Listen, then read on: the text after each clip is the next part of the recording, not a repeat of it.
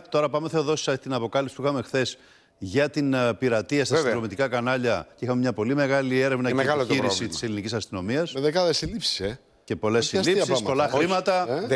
Δεκάδες συλλήψεις και ένα πάρα πολύ σημαντικό στοιχείο.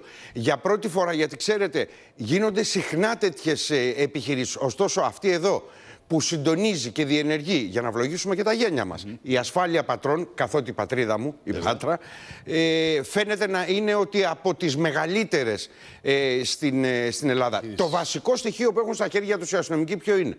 Ο κατάλογος με τους πελάτες.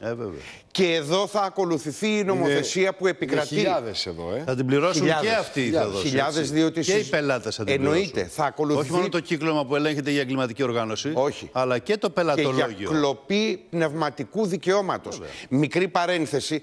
Όταν βάζουμε το παράνομο το μηχανάκι στην τηλεόραση για να βλέπουμε κανάλια, αγώνες και ούτω καθεξής, πρέπει να καταλαβαίνουμε ότι έτσι οθούμε και κάποιους ανθρώπους στην ανεργία. Εγώ θα το πάω από τη δική μας την πλευρά. Εργαζόμενοι είμαστε.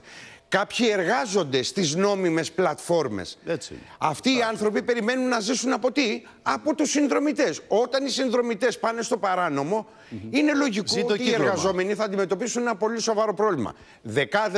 Δεκάδες τα εκατομμύρια λοιπόν που χάνονται, τόσο από το κράτος, γιατί συζητάμε για φόρους, άρα φοροδιαφυγή, όσο βεβαίως και από τις νόμιμες επιχειρήσεις, στις οποίες, το τονίζω, έχουμε εκατοντάδες εργαζόμενους. Η έρευνα είναι σε πλήρη εξέλιξη.